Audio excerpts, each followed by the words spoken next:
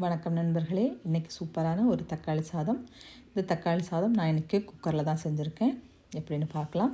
அதுக்கு ஒரு குக்கர் அடுப்பில் வச்சுட்டு 2 டேபிள் ஸ்பூன் நெய், 2 டேபிள் ஸ்பூன் எண்ணெய் இந்த அளவில் சேர்த்துட்டு எண்ணெய் காஞ்சதும் பட்டை, கிராம்பு, ஏலக்காய், பிரிஞ்சி இலை, இந்த கரம் மசாலா ஐட்டங்களெல்லாம் சேர்த்து பொரிய விட்டுட்டு வெட்டி வச்சுருக்க 2 பெரிய வெங்காயம், 2 பச்சை மிளகாய்.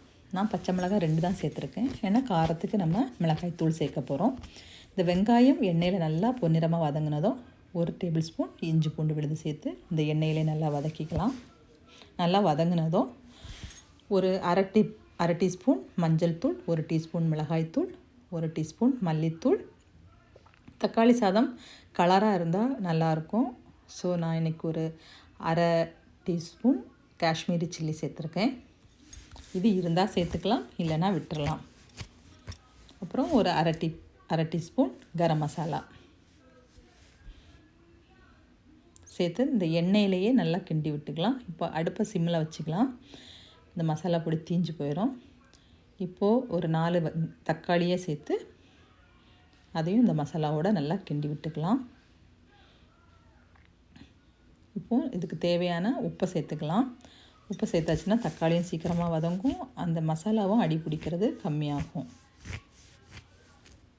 இப்போ தக்காளி நல்லா வதங்கினதும் நான் ஒரு பேஸ்ட் ரெடி பண்ணி வச்சுருக்கேன். 10 முந்திரி, 1 டேபிள் ஸ்பூன் கசகசா. நீங்கள் முந்திரிக்கு பதிலாக பாதாமும் சேர்த்துக்கலாம். இது ஒரு நல்ல ரிச்சான டேஸ்ட்டை கொடுக்கும், ஒரு நல்ல வாசனையும் கொடுக்கும். இப்போது தேவையான அளவு தண்ணி சேர்த்துக்கலாம். நான் 2 கப் பாஸ்மதி ரைஸ் 20 நிமிஷம் ஊற வச்சு வச்சுருக்கேன். இதுக்கு 4 கப்பு தண்ணி கரெக்டாக இருக்கும். நம்ம 4 கப்பு தண்ணி சேர்த்துக்கலாம். நான் இப்போது ஒரு 2 டேபிள் ஸ்பூன் தயிர் சேர்க்குறேன். இந்த தயிர் ஒரு மைல்டான டேஸ்ட், மைல்டான புளிப்பு இந்த சாப்பாட்டுக்கு கொடுக்கும். அது ரொம்ப டேஸ்ட்டாக இருக்கும். தண்ணி கொதிச்சிச்சு. இப்போது உப்பு செக் பண்ணிக்கலாம். உப்பு கொஞ்சம் தூக்கலாக இருக்கணும். நம்ம ஊற வச்சுருக்க அரிசியை சேர்த்துடலாம். சேர்த்து கொஞ்சம் கிளறி விட்டுட்டு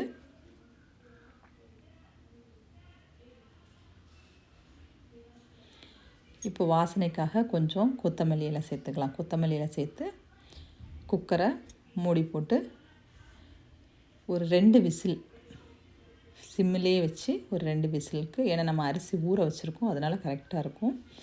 இப்போ விசிலை எடுத்துட்டு குக்கரை ஓப்பன் பண்ணி பார்த்துடலாம்.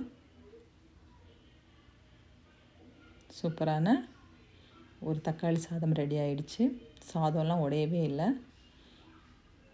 ஸோ நீங்களும் ட்ரை பண்ணி பாருங்கள். தேங்க்யூ.